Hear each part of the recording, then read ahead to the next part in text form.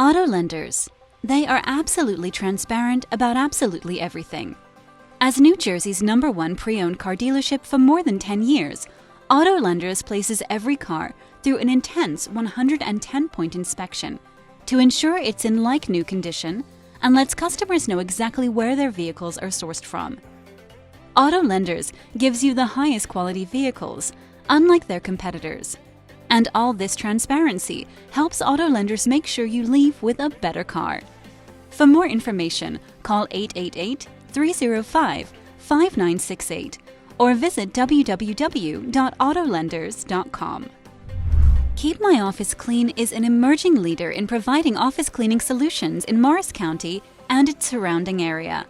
If you own, rent, or manage corporate space, then you understand that keeping the private and common areas clean and well-maintained helps create a pleasant and productive environment. Keep My Office Clean is one of New Jersey's top emerging cleaning companies, specializing in providing a wide range of services for your office space, including recurrent cleaning, carpet cleaning, floor waxing, power washing, and more. For more information, call 862-263-0626 or visit www.keepmyofficeclean.com. You are listening to the New Jersey Business Podcast with your friend, host, all-around good guy, Paul Valverde. Now, on to the show. What's shaking New Jersey? Welcome to another episode of the New Jersey Business Podcast. Today, as special guest, we have a rock star from the banking industry. We have Jim Nesci with us.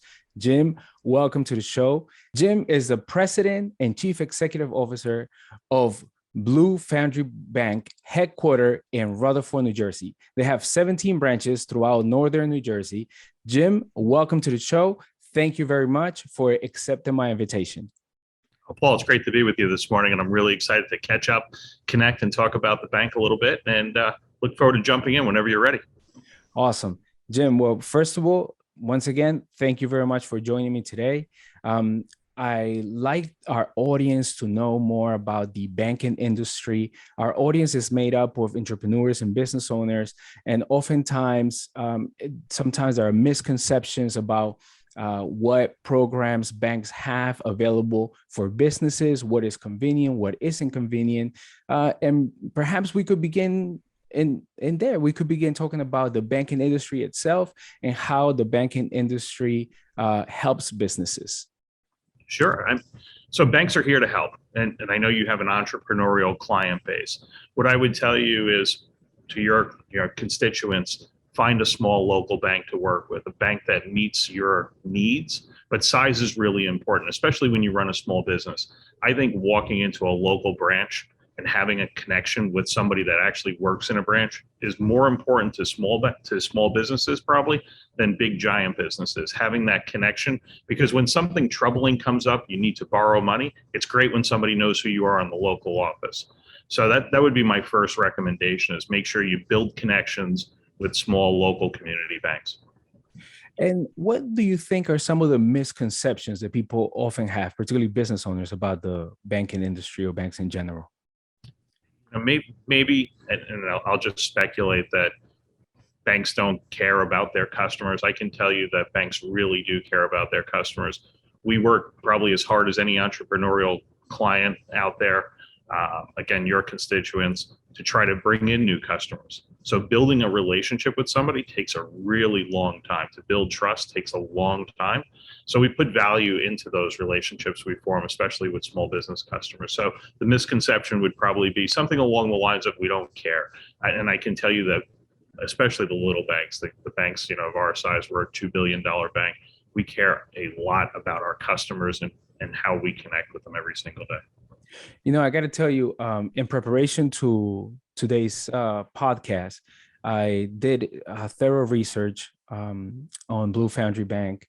I learned about its origins, learned about the services you guys provide, and I could really see how focused you are in addressing the needs of your clients, and the attention you pay to business owners and entrepreneurs. And I appreciate that very much.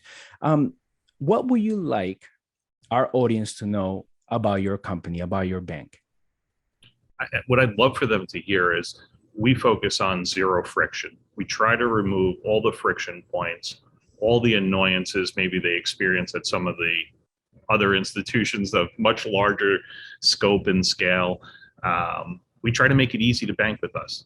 So hopefully that's what comes through in our product lineup and how we deal with our customers. So zero friction is probably the most important thing. The second thing would be wherever we could eliminate fees for our customers, we've tried our best to eliminate fees or reduce them as much as possible. We have a straightforward process to doing business with our customers. There's nothing hidden inside of a product. We tell you what it costs and we try to make it really simplistic. So zero friction, really easy to work with. Right.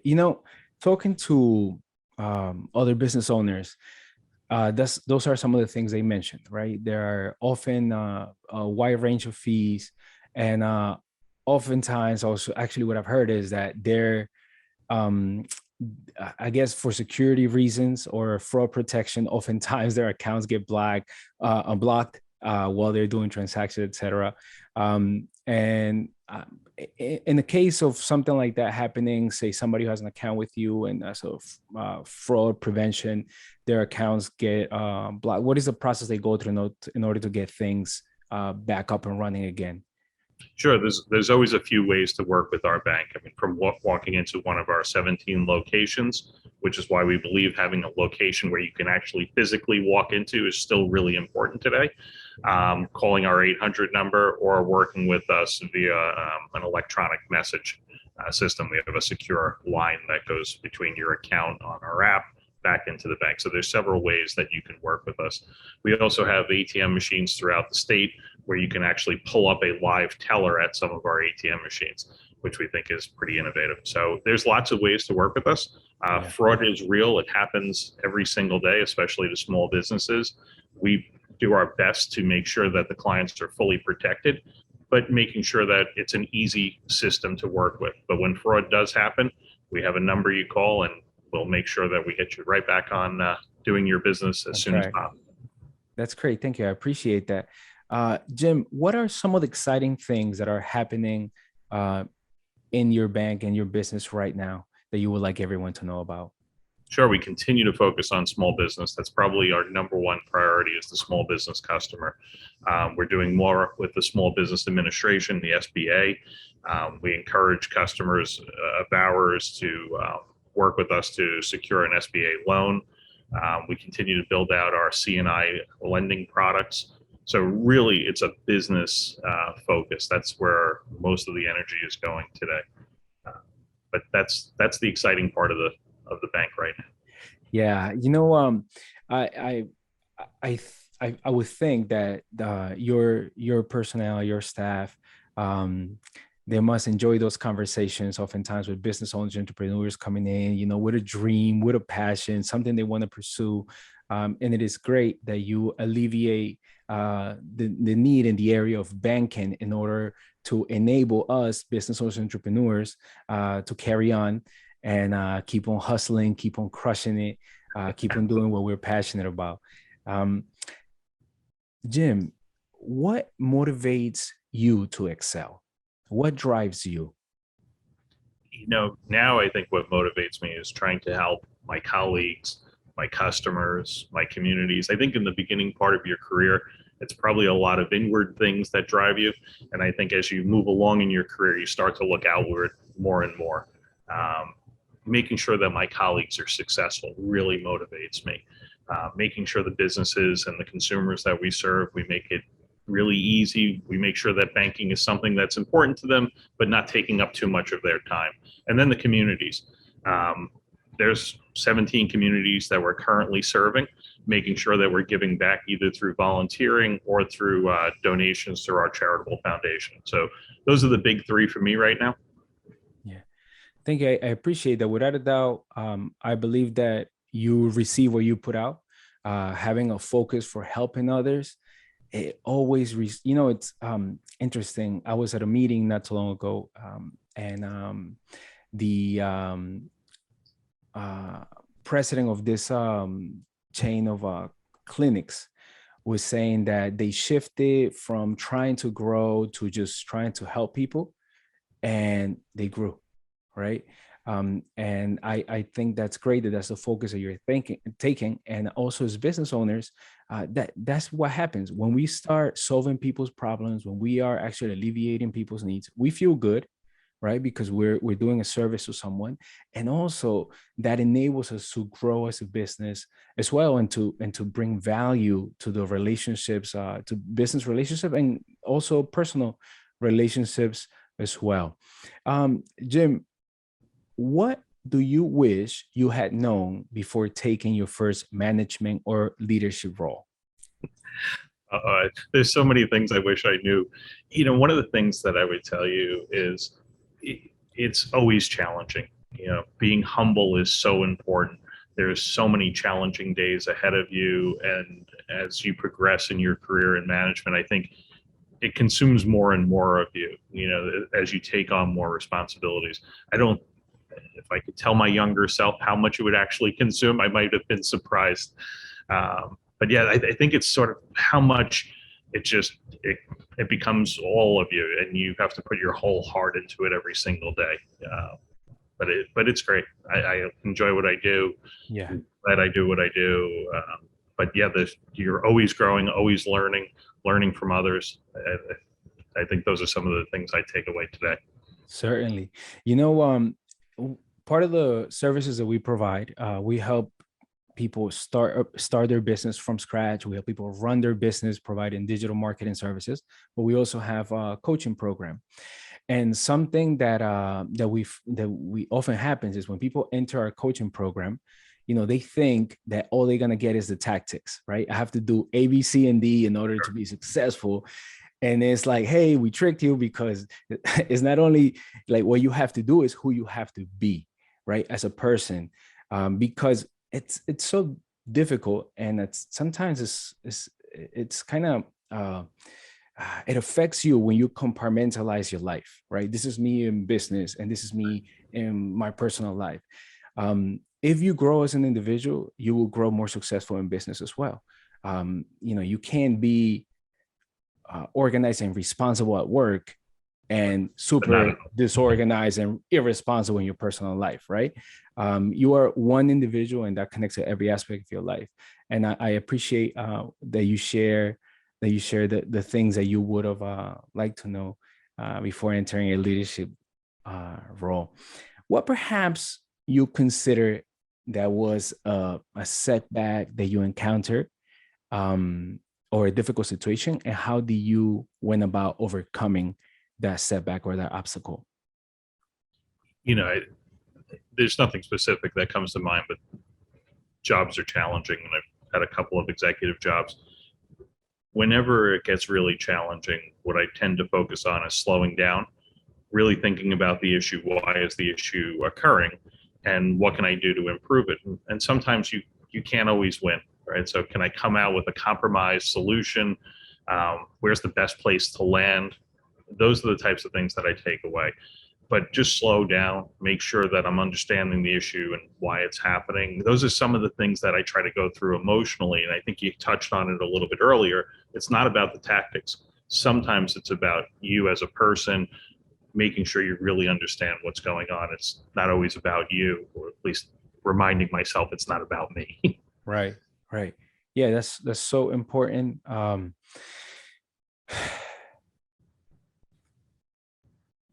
When you're in a leadership position, there are many things that are taking place, and there are a lot of people looking up to you. There are high expectations.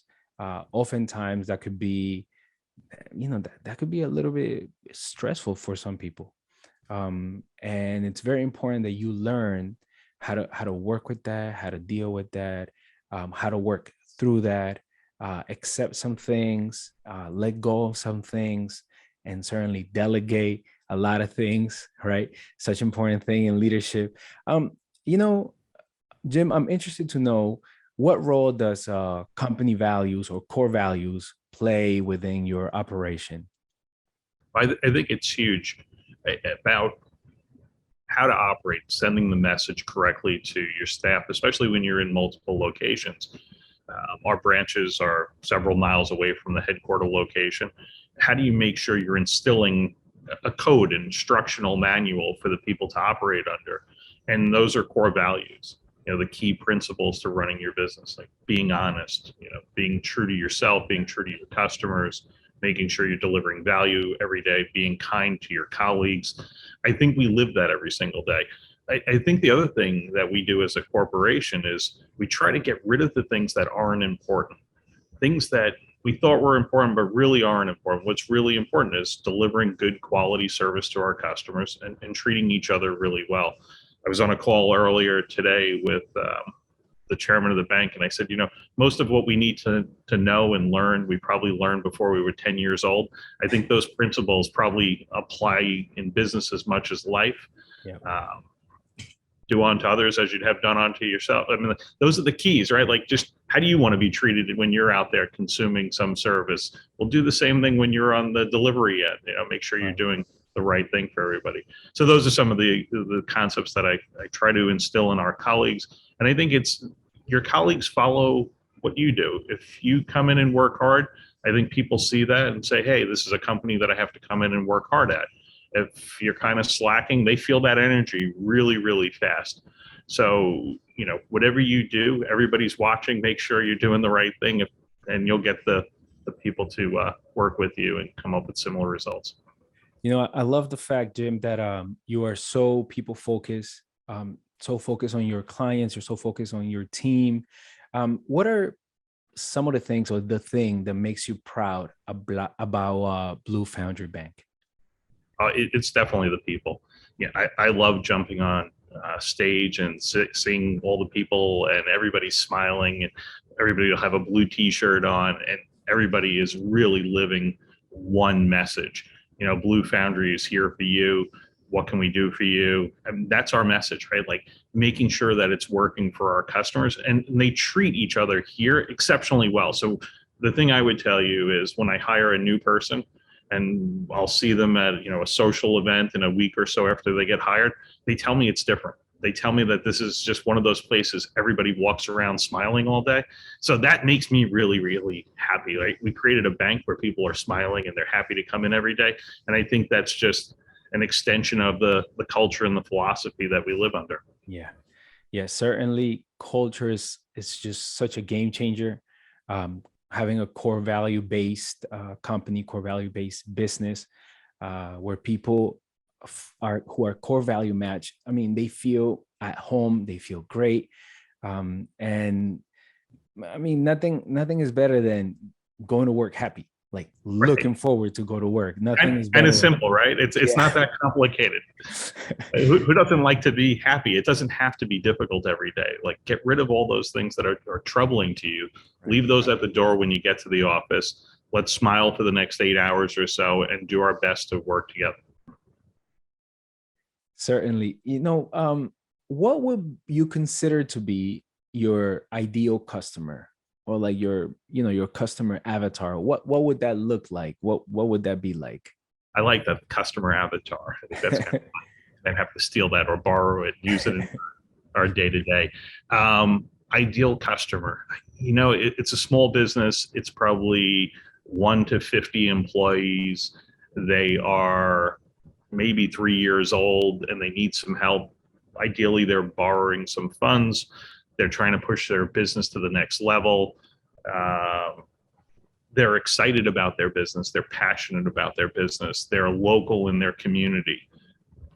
We love Main Street businesses, and most of our new branches are on a main street in whatever town they're located in. So again, passionate business owners, those are my ideal customers. Those are people who wake up every morning. They're trying to grow their business. That's ideal, right? And the thing that we find with banking happens at 10 o'clock at night for them. That's not their core desire every day. They don't say, hey, what bank should we go bank with? They're focused on what's important to them. So those small businesses that are out there and listening to this podcast, we encourage you to give us a call and see if we're the right bank for you. But we're as passionate about our business as you are about yours. Yes. And something that's interesting is that you have a service and there is a need out there, right? And you want to connect the two, right? You want to say, hey, you have a need. Hey, I have I can alleviate that need for you. So oftentimes people rely in referral to grow their business, which is good because referral brings you solid leads. But it's not something that is scalable. It's not something you could dial up or dial down, right? Sure. So there are other means, other ways in which you reach people. For you guys, in addition to referral, what are some of the ways that you reach your customers and you promote yourself so that customers know about you? I mean, just doing a podcast like this, I mean, you give me a great opportunity to reach out to new people, make new friends. So a podcast is one. We use social media as another. We use PR agencies. We use lots of different tactics, digital marketing. There are a lot of things. The successes vary. I would tell you, you have to try a lot of different things to find success, and what worked yesterday may not work tomorrow. So we're always moving the tactics back and forth, and we go in and out of different tactics. Right. But you're right. You can't live on just referrals. They're really great. I love referral business, just like any entrepreneur would love a referral.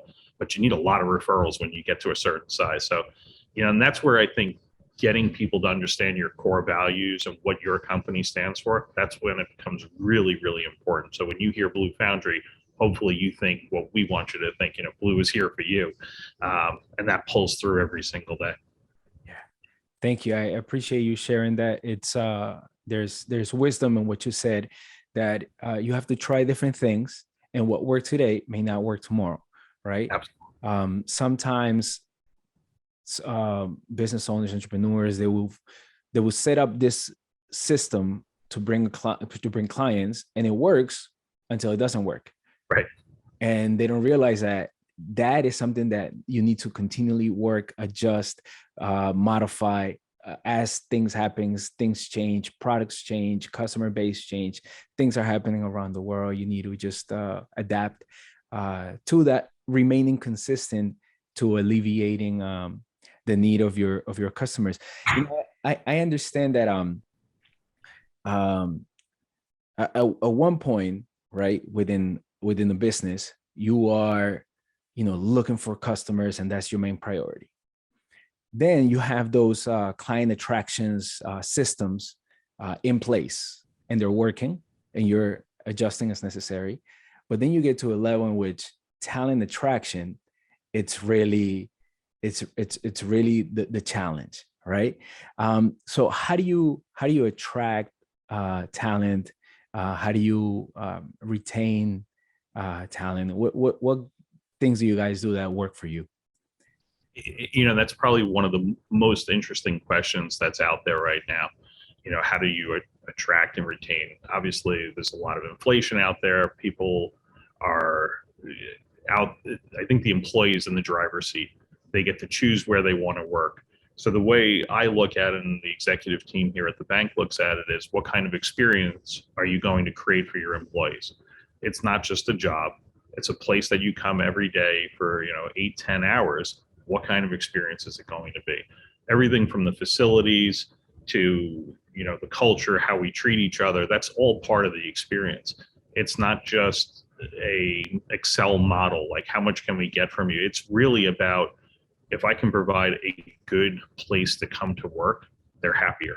So we've really focused a lot on making sure our employees are happy, that we provide growth opportunities. We provide training in all different areas, even outside of banking, just to make sure we're building out full people. We want happy people. That's the key for our success. We believe that that's going to be what makes the bank successful. So if you want to attract and retain, figure out a way to make people happy when they show up at work. It's kind of easy. And I guess the second secret I'll let you in on is, it's not all about money. It's about a lot of other things. I mean, money's really important. You have to be competitive in the marketplace, but it's your benefit package. It's how you treat them when they need something, or when a pandemic hits, what do you do next? Like small business, just like a bank, you never know what's coming next. There's a lot of world politics, economics. We're looking at all of these things that are changing rapidly every single day. How does the bank react, and how do they treat their people every single day? So that's our key to attracting and retaining. Jim, I just want to say to our audience, I hope that you have a pen handy or some a place to take notes. There's a lot of writer downers that are being dropped in this episode. You definitely want to hear this episode at least twice. Jim, it's been such a pleasure to have you. I'm certain that our audience is going to reach out and ask to have you on again, and I hope you're open to that. Really, thank you very much for spending this time with me, with us, with the New Jersey Business Podcast community. Well, Paul, thank you. Thanks for the invitation. And I really appreciate the opportunity to reach out to all the people that follow you and your podcast. So thanks again. I appreciate it and look forward to the next session. Thank you very much. Have a good one, y'all. Take care. Thanks for tuning in to today's show. If you or someone you know would like to be a guest on the show, go to NewJerseyBusinessPodcast.com. That's NewJerseyBusinessPodcast.com. We can't wait to hear from you and your business. You can also visit our website to learn about sponsorship opportunities and how to qualify for a complimentary gift. Thanks again for listening to the New Jersey Business Podcast. Auto lenders. They are absolutely transparent about absolutely everything. As New Jersey's #1 pre-owned car dealership for more than 10 years, Auto Lenders places every car through an intense 110-point inspection to ensure it's in like-new condition and lets customers know exactly where their vehicles are sourced from. Auto Lenders gives you the highest quality vehicles, unlike their competitors. And all this transparency helps Auto Lenders make sure you leave with a better car. For more information, call 888-305-5968 or visit www.autolenders.com. Keep My Office Clean is an emerging leader in providing office cleaning solutions in Morris County and its surrounding area. If you own, rent, or manage corporate space, then you understand that keeping the private and common areas clean and well-maintained helps create a pleasant and productive environment. Keep My Office Clean is one of New Jersey's top emerging cleaning companies, specializing in providing a wide range of services for your office space, including recurrent cleaning, carpet cleaning, floor waxing, power washing, and more. For more information, call 862-263-0626 or visit www.keepmyofficeclean.com.